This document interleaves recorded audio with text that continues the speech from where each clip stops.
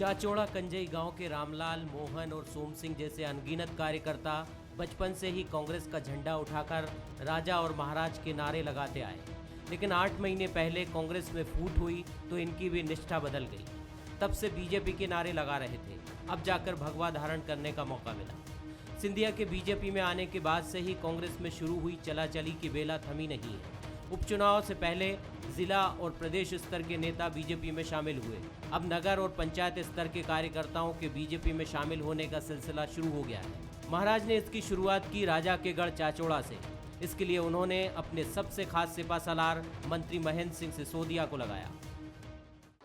मैं सोचता था कि रावगढ़ की जनता बहुत सुखी है। 10 साल राय साहब मुख्यमंत्री रहे, 15 महीने आदरणीय बाबा साहब जयवर्धन सिंह जी मंत्री रहे, आदरणीय छोटे साहब सांसद रहे, विधायक रहे, तो जनता बहुत सुखी होगी। मगर जब मैंने दौरा किया तो ये पाया कि ये तो उल्टा है। गरीब जनता तो मर रही है, किसान के ऊपर अत्याचार हो रहा है। या तो हमारे गुणगान करो और नहीं तो हैजा नेट लगवा के फर्जी जेल में भिजवा देंगे। मंच पर महेंद्र सिंह सिसोदिया के अलावा बीजेपी जिला अध्यक्ष गजेंद्र सिकरवार समेत उनकी टीम के नेताओं ने कांग्रेस से आए कार्यकर्ताओं का स्वागत किया। इस मंच पर यह भी ऐलान हुआ कि अब किसी भी कार्यकर्ता को डरने की जरूरत नहीं है। हर 2 महीने में मंत्री जी खुद उनकी शिकायत सुनने आएंगे। जिले के अमले को भी चेतावनी दी गई।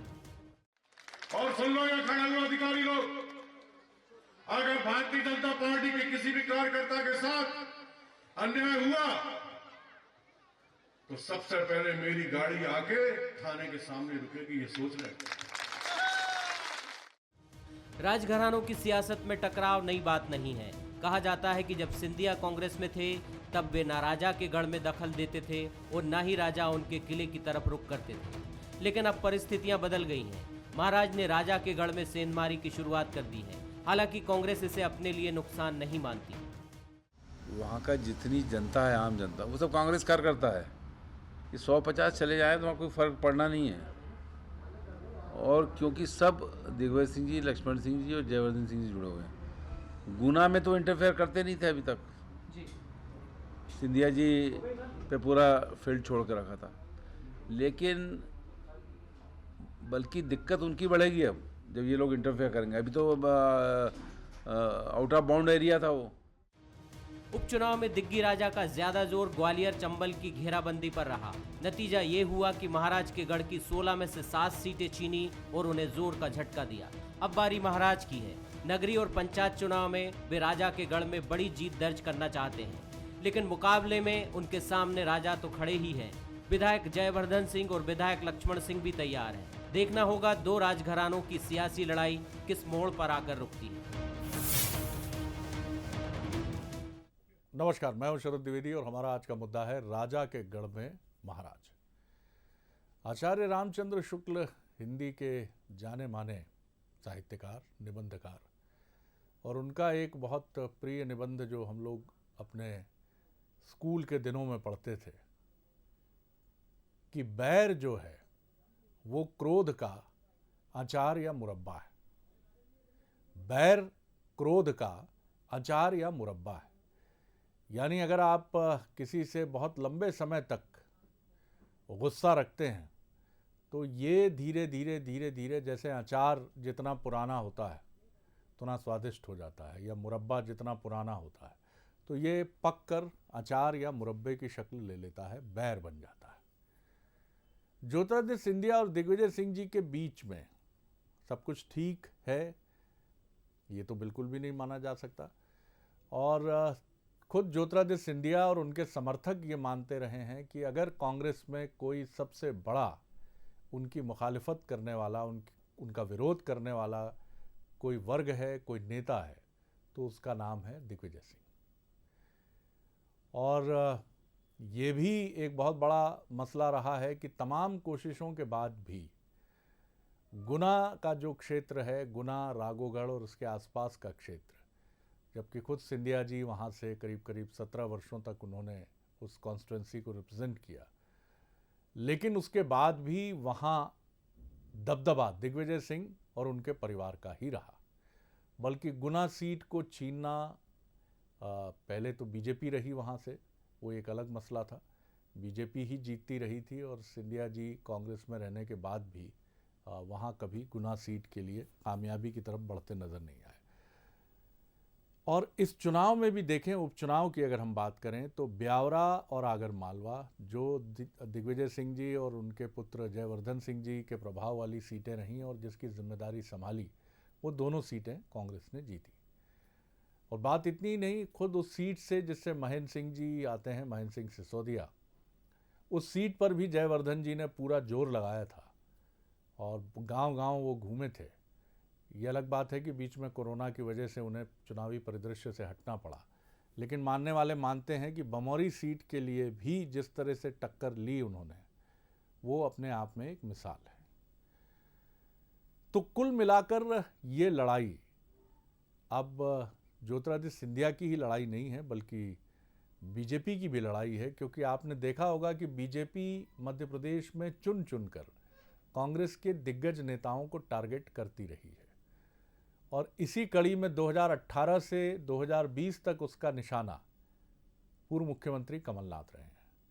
और अब कमलनाथ जी जब पूर्व हो गए हैं और पूर्व होने के साथ उपचुनाव में सफलता न मिलने की वजह से हो सकता है कुछ मायूसी भी हो, तो उनके बाद अगर मध्य प्रदेश में कांग्रेस का कोई नेता जो टक्कर देता है बीजेपी को, कोई बचता है, तो वो है दिग्विजय सिंह।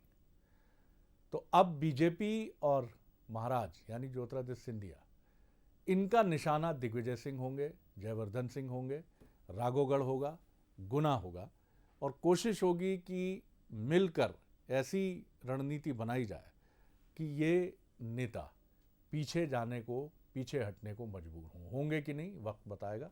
लेकिन ये बीजेपी के लिए भी बिल्कुल माकूल रणनीति है और ज्योतिरादित्य सिंधिया के लिए तो आचार्य रामचंद्र शुक्ल की टिप्पणी हमने आपसे कही ही कि क्रोध या बैर जो है वो क्रोध का अचार या मुरब्बा है।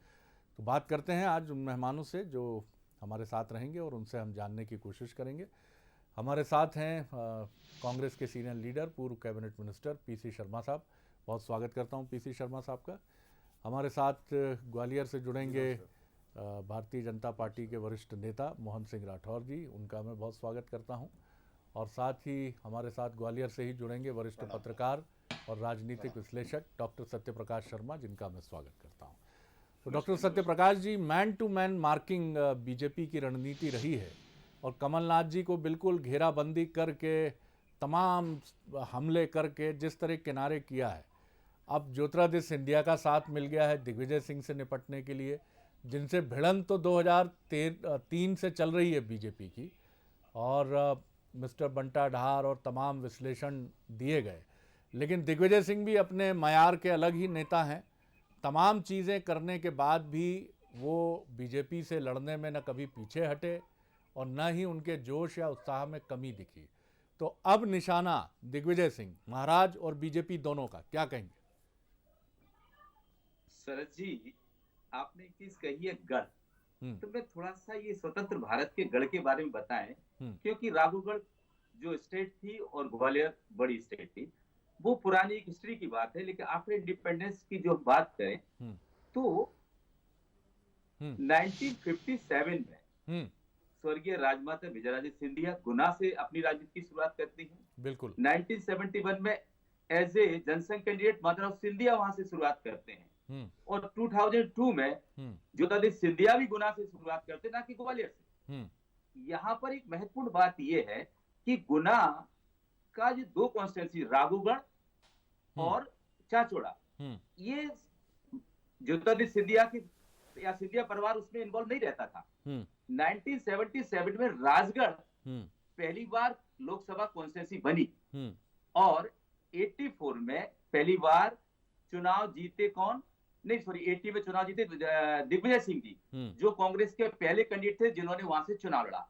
अब पहले सिंधिया का जो गढ़ था वो गुना के केवल दो कॉन्स्टिट्यूंसी छोड़कर राघोगढ़ और चाचौड़ा, ये जब 1977 में जब पहली बार दिग्विजय सिंह जी ने अपनी विधानसभा के मेंबर से राजनीति की शुरुआत की, तो उस समय से उन्होंने वो पुराने गढ़ से एक नया पॉलिटिकल गढ़ बनाना शुरू किया और 80 में जब वो मंत्री बने उन्होंने गढ़ को और फैलाया। दिग्विजय सिंह जी को अर्जुन सिंह जी का मेंटर कहा जाता है कि अर्जुन सिंह उनके मेंटर थे, इसलिए आपने महसूस किया पुरानी जो अदावत थी वो अदावत को उन्होंने लोकतंत्र में जिंदा रखने में कामयाबी हासिल की।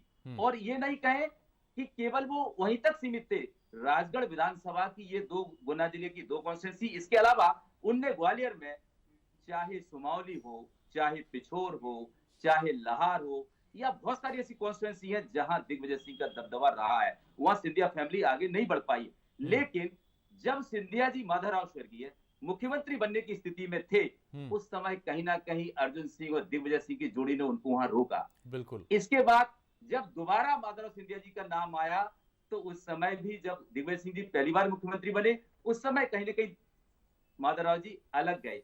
कहीं ना कहीं ये जो टकराव है, टकराव राजनीतिक जीवन में वहीं से शुरू होता है, वो ज्योतिरादित्य सिंधिया तक आया है।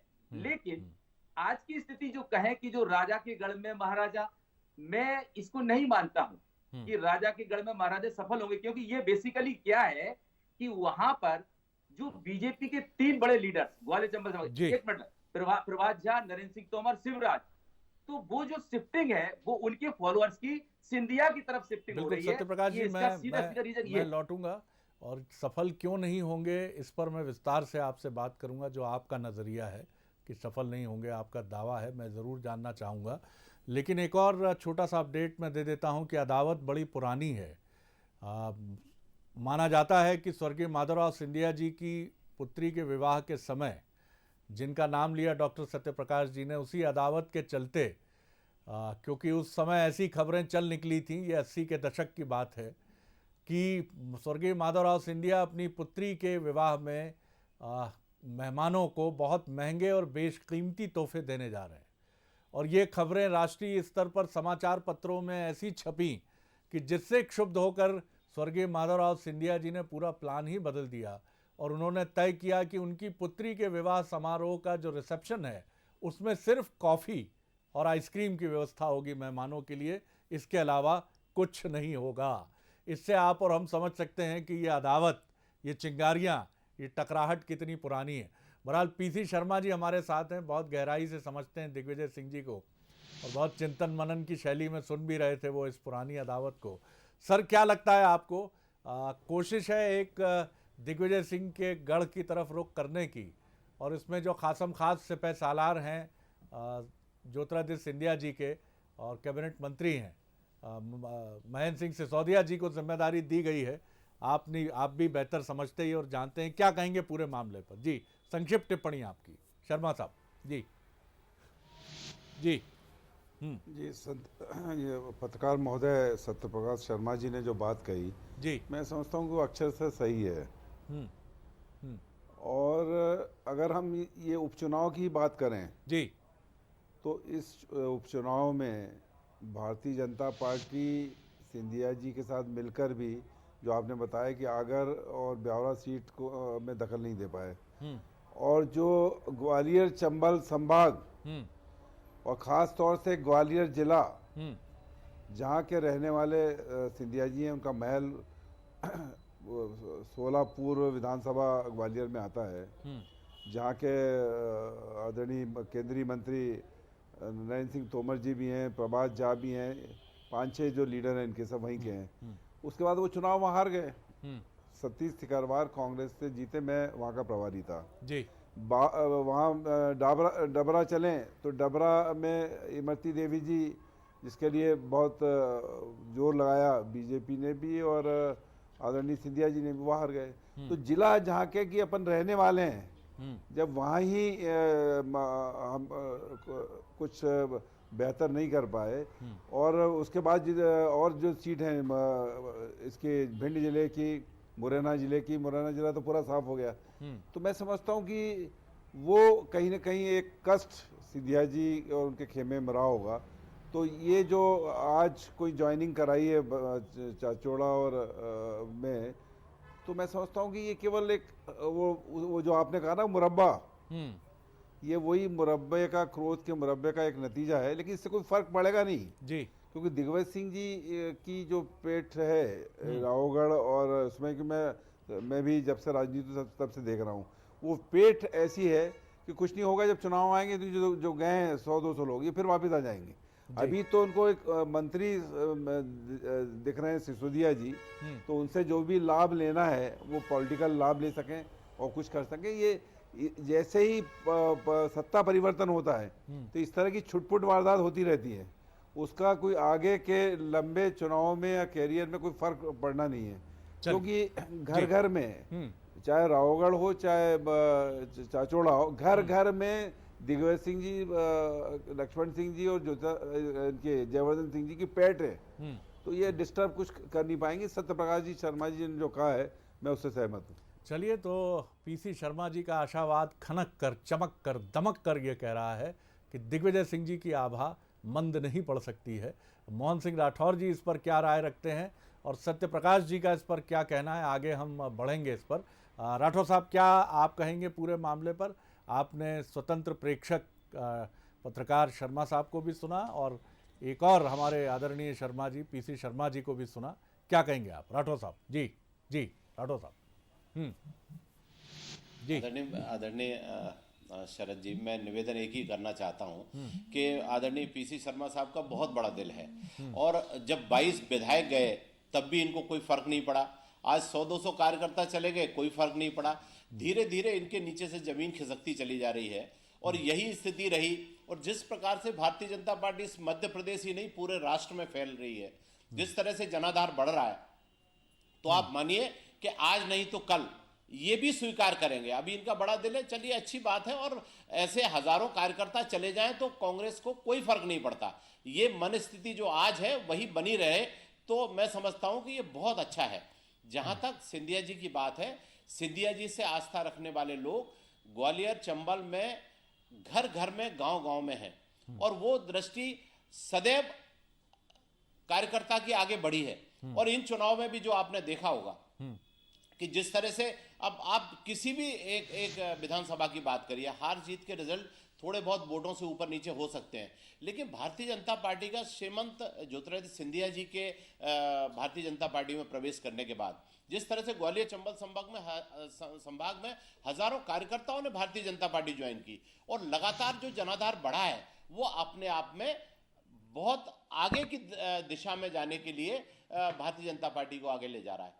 तो अब इनको फर्क पड़े नहीं पड़े इससे नहीं है, लेकिन जमीन धीरे धीरे खिसकती चली जा रही है और उसमें भारतीय जनता पार्टी का जो विकास का एजेंडा है, भारतीय जनता पार्टी का जो ग्रास रूट लेवल पर काम करने का तरीका है, ये सारी स्थितियां उसके साथ उसको और मजबूती की दिशा में ले जा रही हैं और इसी तरह से ये धीरे धीरे कारवां आगे बढ़ेगा। और 2023 में और 2024 में जो मध्य प्रदेश की परिस्थिति बनेगी उसमें आप मानिए कि कांग्रेस पार्टी अपनी जमीन से पूरी तरह बेदखल हो चुकी होगी और भारतीय जनता पार्टी का परचम इस मध्य प्रदेश ही नहीं पूरे राष्ट्र में फहराएगा। और उसकी शुरुआत जो राजगढ़ से हुई है, जो अभी चाचौड़ा से हुई है, वो इनका घर है और वहां जिस तरह से कार्यकर्ता में भगदड़ मची हुई है वो आगे आने वाले समय का एक इंडिकेशन है और उस इंडिकेशन को नहीं समझ रहे, बहुत अच्छी बात। सत्यप्रकाश जी, मैं कुछ तथ्यों की तरफ आपका ध्यान दिलाते हुए ये बात कहूंगा और 2013 में आपको ले चलूंगा। विधानसभा में उपनेता प्रतिपक्ष चौधरी राकेश सिंह चतुर्वेदी, अविश्वास प्रस्ताव, अजय सिंह जी बहुत महत्वपूर्ण भूमिका में और निशाना अजय सिंह बीजेपी का और माध्यम बनते हैं चौधरी राकेश सिंह चतुर्वेदी और कहानी कथा सब आपके सामने है। अरुण यादव जी सामने आते हैं, उनकी भी घेराबंदी की जाती है और ये भी माना जाता है कि अरुण यादव जी को प्रदेश अध्यक्ष जो तत्कालीन कांग्रेस सहयोग उनको मिलता नहीं है, वो भी चले जाते हैं। फिर बात आती है कि ज्योतिरादित्य सिंधिया 2018 के चुनाव में सबसे महत्वपूर्ण नेता हैं कांग्रेस के, हैं भी, रहे भी उस समय। उनके लिए नारा दिया जाता है, माफ़ करो महाराज हमारा नेता शिवराज, जो बताता है कि कितने निशाने, ट्रस्ट की संपत्ति, तमाम चीज़ें बीजेपी के निशाने पे रहीं। सिंधिया जी जब मुख्यमंत्री नहीं बन पाते हैं, जो भी कारण रहता है, तो कमलनाथ मुख्यमंत्री बनते हैं तो निशाना कमलनाथ पर।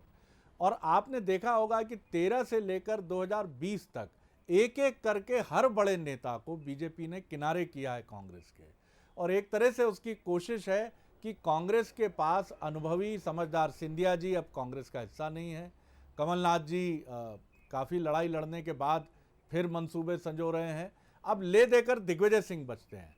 तो ये थ्योरी और आपका क्या कहना? जी देखो, अगर शरद जी, जी मैं यहाँ पर एक चीज कहूंगा, इस लोकतंत्र में एक पार्टी होती है जो रूल करती है, दूसरी पार्टी फ्रंट में जो होती है जो अपोजिशन में होती है।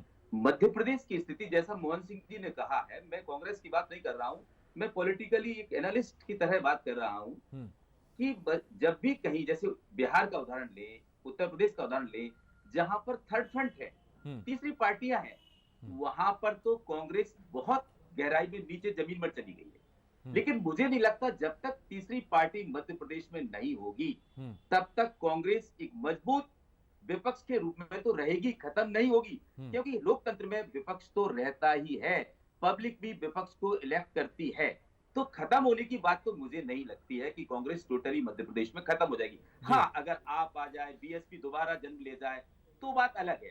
अब रही बात कांग्रेस के, धीरे धीरे लोग जा रहे हैं, तो जाने से मैं वही कह रहा हूं, पब्लिक क्या चाहती है?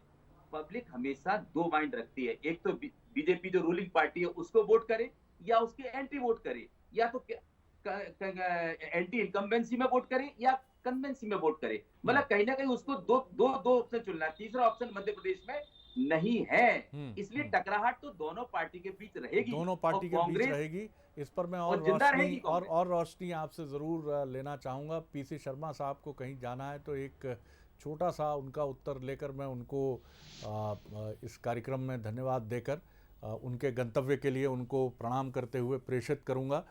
शर्मा साहब, ये बताइए कि जैसा डॉक्टर सत्यप्रकाश कह रहे हैं कि कांग्रेस जो है वो द्विदलीय राजनीति के गढ़ मध्य प्रदेश में उसकी शक्ति इंटैक्ट रहेगी, अक्षुण्ण रहेगी, कोई चैलेंज उसके सामने नहीं है। लेकिन दिग्विजय सिंह जी के साथ पीसी शर्मा भी मजबूती से हमेशा खड़े रहे हैं और उनकी निष्ठा पर कभी कोई संदेह नहीं रहा है। आपके यहाँ पीसी शर्मा, जयवर्धन जी, जीतू पटवारी जी यानी पीढ़ी नंबर 1 यानी दिग्विजय सिंह जी, पीढ़ी नंबर 2 यानी पीसी शर्मा जी, और पीढ़ी नंबर 3 यानी पटवारी जी और जयवर्धन जी, इनका एक आदर्श समन्वय अभी तक उभरता हुआ नजर नहीं आ रहा है। जब तक ये नहीं उभरेगा सर, मैं ये नहीं कहता कांग्रेस को मध्य प्रदेश से वो अदृश्य हो जाएगी, लेकिन चुनौती तो बनी रहेगी कांग्रेस के अस्तित्व के सामने। जी जी जी एक चीज जो आपने उठाई जी, राकेश चतुर्वेदी जी का, उस समय जब उन्होंने विधानसभा में जिस तरह का उनका प्रदर्शन रहा और जब हुआ और उसके बाद जो ट्रीट किया बीजेपी ने उनको, आप आगे चल के देखेंगे सिंधिया जी को भी ये उसी तरह ट्रीट करेंगे। ये सब स्थितियाँ शुरू हो चुकी हैं। ये आप बीजेपी के अंदर बीजेपी और सिंधिया जी के बीजेपी, इनमें टकराव होंगे। और जो शर्मा जी ने कहा सही है कि आज भी हम 96 हैं, कांग्रेस के विधायक 96 हैं, जो एक बड़ा विपक्ष है, और बीजेपी उस विपक्ष को फेस नहीं कर पाएगी, इसलिए कम दिनों का सेशन बुलाते हैं, 1 दिन 2 दिन 3 दिन। और ये मान के चलिए जो आपने कहा कि 3-4 के नाम लिए कि समन्वय नहीं है, पूरा समन्वय है। और आज भी कमलनाथ जी के नेतृत्व में, जो हमारे कांग्रेस के अध्यक्ष भी है, नेता हैं, पूरी कांग्रेस, पूरे विधायक एक साथ एकजुट खड़े हैं और विपक्ष में रहकर हम जनता के मुद्दे, आम लोगों के मुद्दे उठाएंगे। और ये कहना चाहूँगा मैं कि 2023 में आप फिर देखेंगे कि कांग्रेस सत्ता में होगी। चलिए, आपके दावे की पुष्टि 2023 करेगा। शुभकामनाएं आपको भी और शुभकामनाएं बीजेपी को भी। डॉक्टर सत्यप्रकाश, बहुत धन्यवाद शर्मा साहब जुड़ने के लिए। बहुत छोटी टिप्पणी आपकी, फिर मैं राठौर साहब की एक संक्षिप्त टिप्पणी लूंगा। जी डॉक्टर सत्यप्रकाश जी। देखिए, ये बात बिल्कुल पक्की है शरद जी कि पीसी शर्मा साहब ने जो कहा है, और आपने भी कहा, मैं आपकी बात से सहमत हूं कि कांग्रेस का भविष्य क्या है।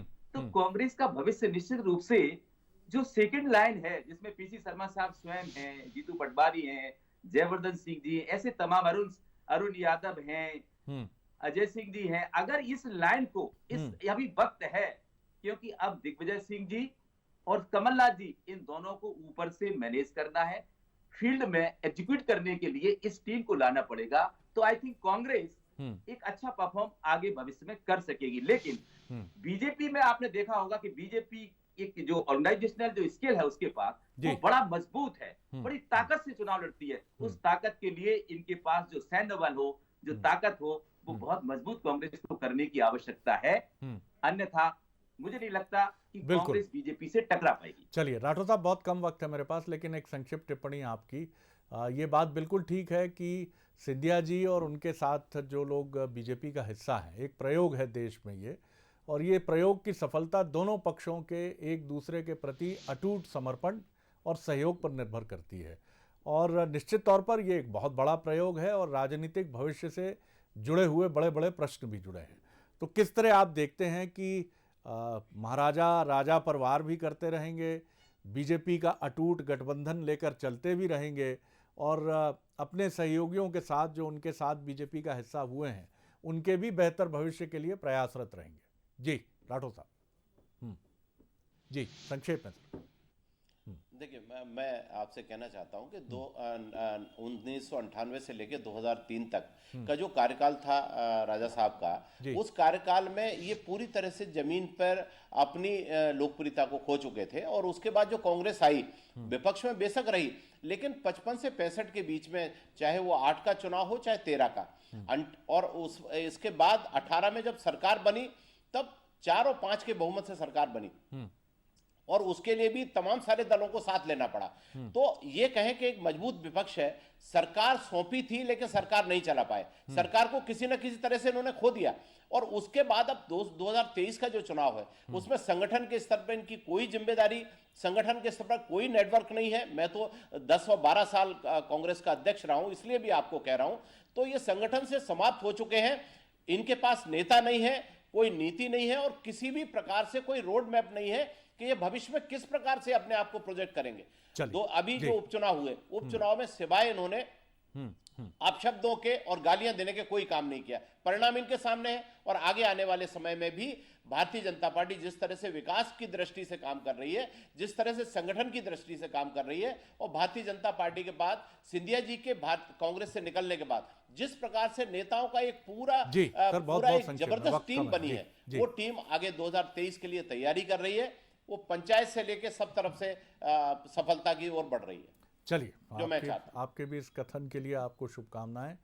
कांग्रेस के लिए मैसेज संक्षेप में कहें तो बहुत साफ है कि आप संगठन हारे तो सब हारे। एक मजबूत संगठन ही आपके लिए सबसे बड़ी चुनौती है, और ये आपके अपने भीतर की कमजोरी है। इसके लिए आप किसी और को जिम्मेदार इसके लिए नहीं ठहरा सकते हैं।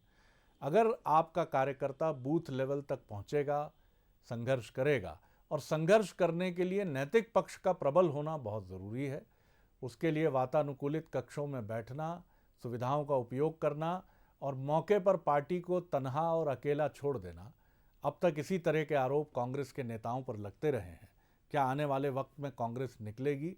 क्योंकि ये बहुत ज़रूरी है कि बात चाहे दिग्विजय सिंह जी की हो या उन तमाम नेताओं की हो, इन नेताओं को अगर कोई ताकत दे सकता है तो वो पार्टी का मजबूत संगठन दे सकता है, जो अभी खुद ग्लूकोज और ऑक्सीजन दोनों की दरकार पर है। माफ़ कीजिएगा अगर कुछ थोड़ा ज़ुबान फिसल गई हो तो।